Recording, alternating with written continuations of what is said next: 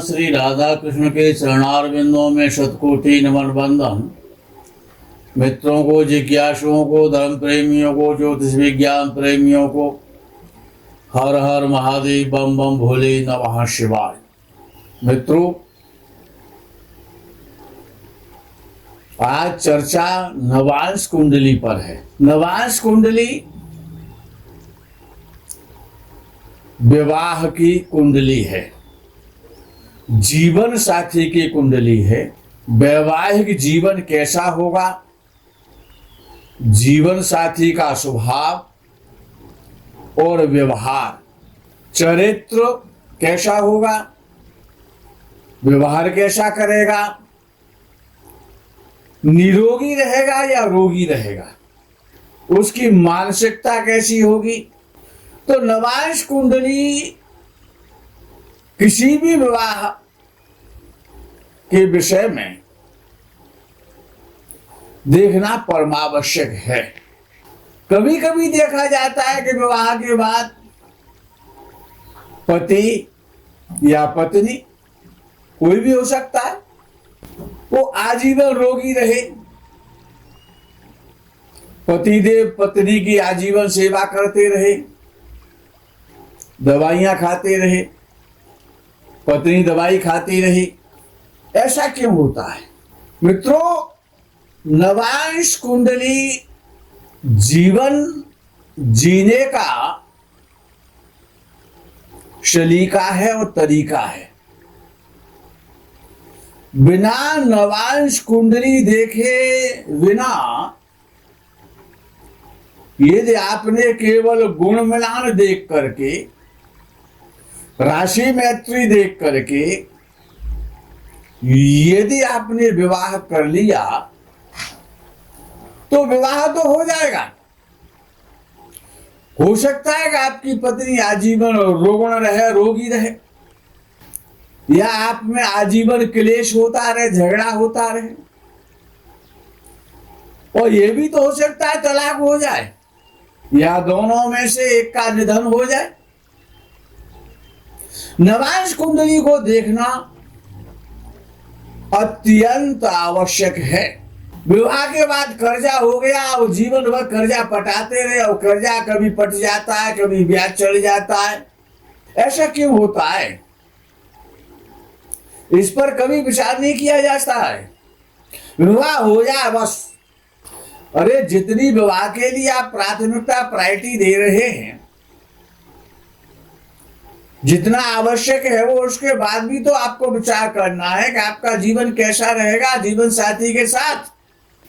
आपकी गाड़ी चलेगी कि नहीं चलेगी, एक टायर कहीं पंचर तो नहीं हो जाएगा। तो मित्रों, नवांश कुंडली का सप्तम भाव और नवांश कुंडली का लग्न, यदि इनमें से एक भी पीड़ित है, नवांश कुंडली का लग्न या नवांश कुंडली का सप्तम भाव, यद्यपि लग्न कुंडली को भी नहीं भूलना है। लग्न कुंडली का सप्तम भाव भी देखना आवश्यक है, लेकिन यहां पर केवल विशेष रूप से आज जो विषय है वो नवांश कुंडली का है, जीवन साथी का है।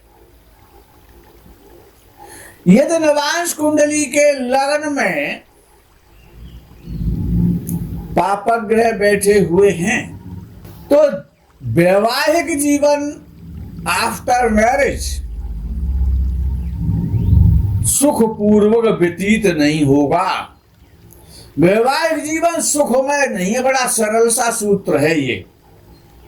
कुछ भी तो नहीं करना है आपको अपने नवांश में या लड़की के नवांश कुंडली में, केवल नवांश कुंडली के लग्न को देखना है।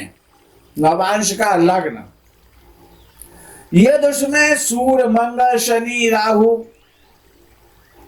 इनमें से एक या दो ग्रह बैठे हुए हैं तो वैवाहिक जीवन सुखपूर्ण नहीं है, कष्टप्रद है, परेशानियां आएंगी। यदि लड़के की कुंडली में है तो कन्या परेशान रहेगी, उसकी पत्नी परेशान रहेगी, वो पीड़ा को झेलेगी, पति की पीड़ा को, पति के द्वारा कष्ट मिलेगा। और जिसकी कुंडली में वे है, अगर लड़का की नवांश कुंडली देख रहे हो, इस नवांश में यदि लगन पीड़ित हो रहा है तो वो पत्नी के लिए अच्छा नहीं है।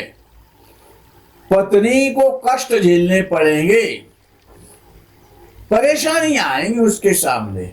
वो यदि लड़की की है, वो यदि में नवांश का लग्न पीड़ित हो रहा है तो लड़का परेशान रहेगा, लड़की के द्वारा वो पीड़ित रहेगा। यानी विवाह का जो भविष्य है वो अच्छा नहीं है आफ्टर मैरिज। अब विषय आता है कि नवांश कुंडली का षष्ठ भाव, छठवां भाव बड़ा महत्वपूर्ण है। यदि छठवां भाव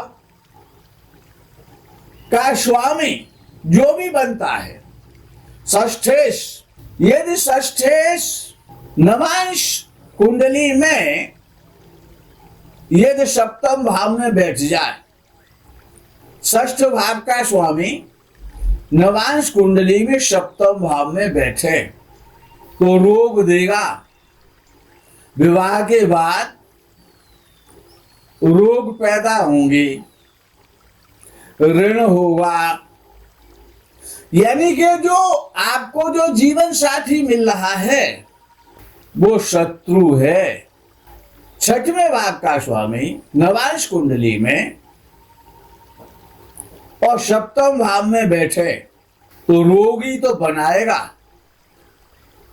अब देखना यह है कि किसकी कुंडली में बैठा है।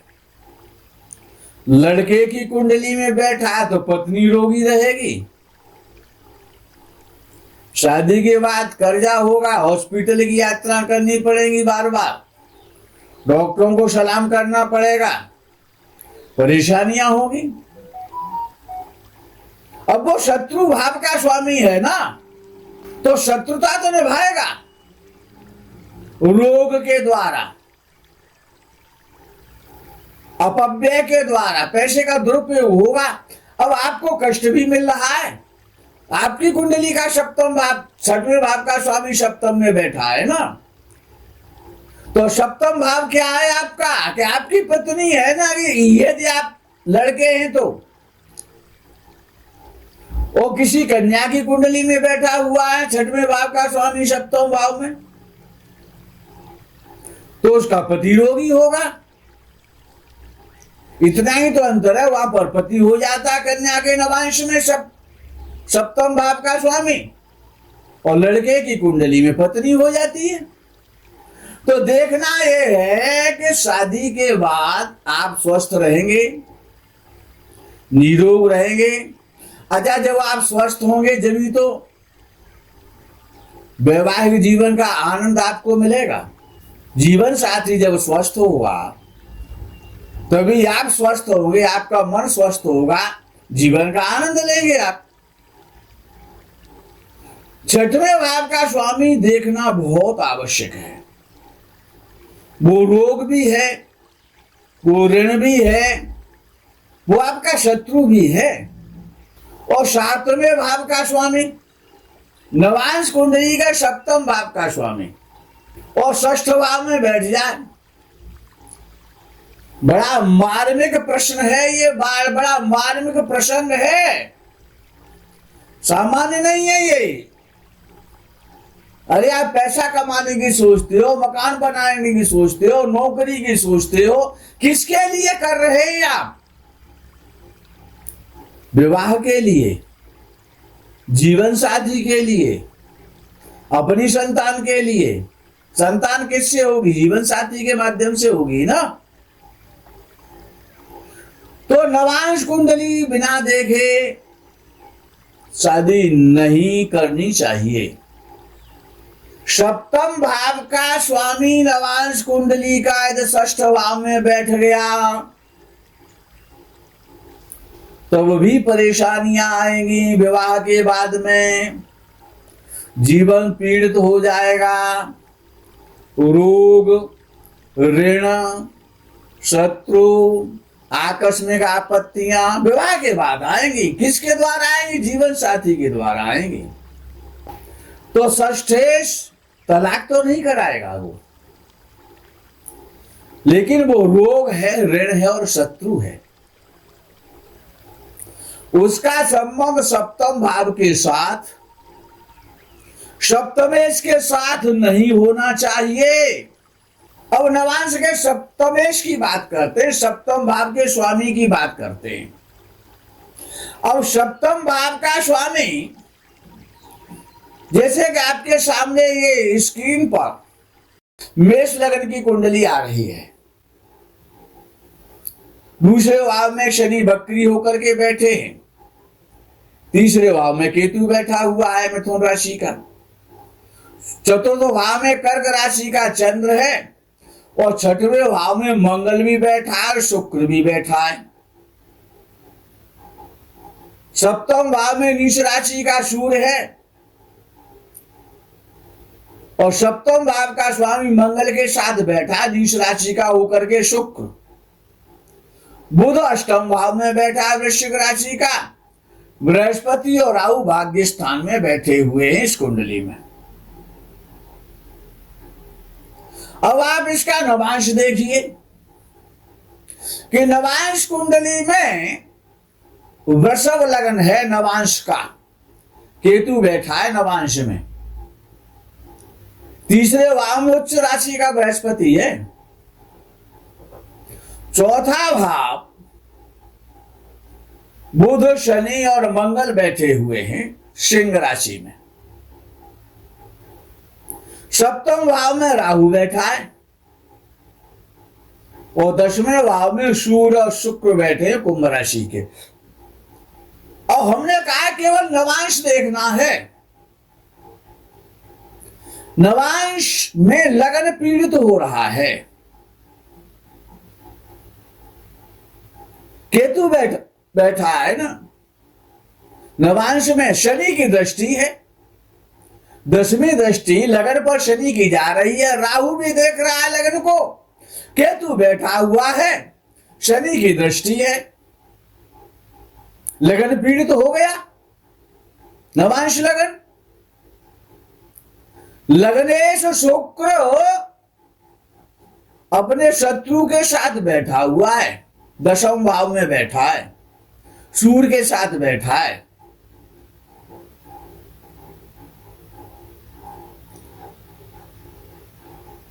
अब सप्तम भाव को देखिए, सप्तम भाव का स्वामी क्या कर रहा है नवांश कुंडली में? मंगल है जिसमें राहु बैठा हुआ है, मंगल शनि के साथ बैठा है, और वो मंगल 12वें घर का भी स्वामी है। किसके साथ बैठा है? शनि के साथ, पापक ग्रह के साथ युति हो गई है। मंगल की दृष्टि सप्तम भाव पर है, सप्तम का स्वामी जिसमें राहु बैठा है, लेकिन मंगल पीड़ित हो रहा है, लगन पीड़ित हो रहा है, और शुक्र पे शनि और मंगल की भी दृष्टि है। आप कहेंगे कि उच्च का बृहस्पति तीसरे भाव में बैठा है नवांश कुंडली में, उसकी दृष्टि सप्तम भाव पर जा रही है, तो ये विवाह तो हुआ, लेकिन 8-9 वर्ष चला, उसके बाद तलाक हो गया। बृहस्पति इतना ही तो कर सकता था कि बृहस्पति ने 8-9 वर्ष तक इस विवाह को चलाया, दृष्टि के कारण। शुभ ग्रह है, उच्च राशि का है, लेकिन साथ ही साथ अष्टम भाव का स्वामी भी है, ये भी ध्यान रखना है। अष्टम भाव का स्वामी बहुत बली है, उच्च राशि का बृहस्पति, वो भी तलाक में सहायक है, धीरे धीरे आग लगाता रहा। अष्टम भाव छिपा हुआ भाव है, ढका हुआ भाव है, गुप्त भाव है, उसकी दृष्टि है। यद्यपि शुभ दृष्टि है, उच्च दृष्टि है, लेकिन अष्टमेश है, अष्टमेश बली है, तलाक में सहायक है, त्रिक भाव है, उसका स्वामी बना है ना। कहां बैठा है? तीसरा भाव। तीसरा भाव क्या है? ससुर साहब का भाव है। तो ससुर साहब सहायक है इस कुंडली में, तलाक में।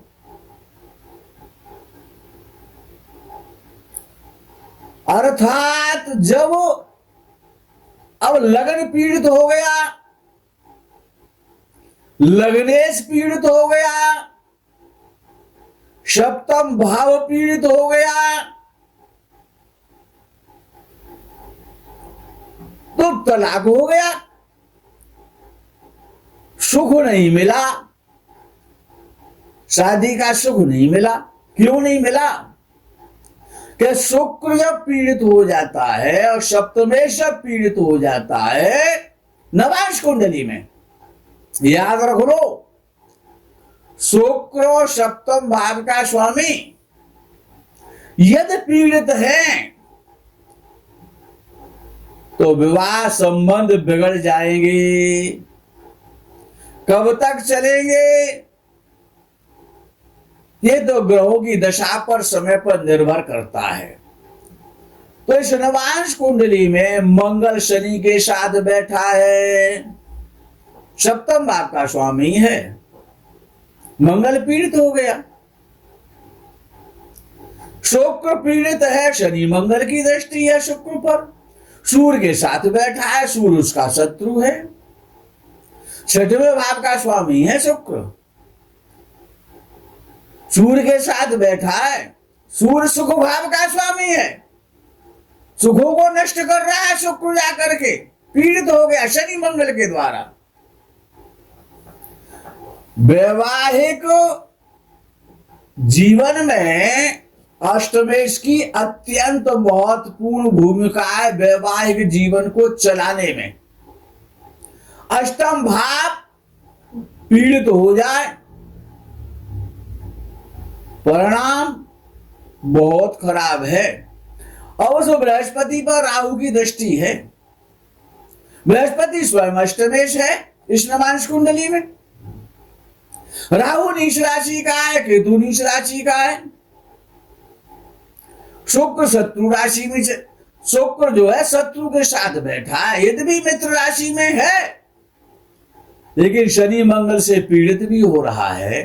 अष्टमेश की सप्तम भाव पर दृष्टि भी है, राहु केतु के द्वारा अष्टम भाव पीड़ित भी हो रहा है, और सप्तमेश द्वादशेश भी है, विघटन कराता है द्वादशेश। उसकी मूल त्रिकोण राशि द्वादश भाव में जा रही है। तो मित्रों, नवांश कुंडली के देखे बिना यदि आपने केवल ये देख करके शादी कर ली, यद्यपि इस नवांश कुंडली के जब शादी हुई थी तो बहुत धनवान परिवार था, धनवान परिवार से शादी हुई थी, क्यों? अष्टम भाव का स्वामी उच्च राशि का है, धनी बनाता है। ससुराल धनी मिली थी, बहुत धन मिला था, लेकिन तथापि तलाक हो गया। क्यों हुआ? सप्तम भाव पीड़ित हो गया, सप्तमें शनि के साथ चला गया, लगन पीड़ित हो गया।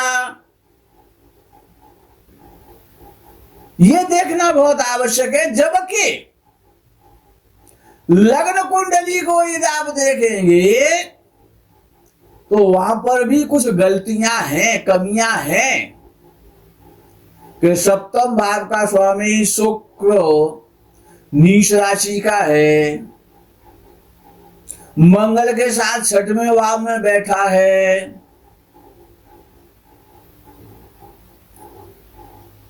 सूर्य नीच राशि का है, सप्तम भाव में बैठा। यद्यपि शुक्र और बुध के द्वारा शुभ करतरी भी है। चंद्र चौथे भाव में स्वराशि का है, लेकिन फिर भी तलाक हो रहा है और इनमें कोई संतान भी नहीं हुई। फिर पंचम भाव का स्वामी लग्न कुंडली में नीच राशि का है, शुक्र नीच राशि का है। 8 साल में कोई संतान भी नहीं हुई और तलाक भी हो गया। मित्रों, बिना नवांश कुंडली के देखे ये तो केवल गुण मिलान करके, राशि मिलान करके, ग्रह मैत्री देख करके यदि आपने विवाह किया है उसका परिणाम तो आपको भोगना पड़ेगा। मित्रों, आज के प्रकरण में यही विराम करते हैं। आगे के प्रकरण का आप इंतजार करें। तब तक के लिए हर हर महादेव, बम बम भोले, नमः शिवाय, जय गो माता की।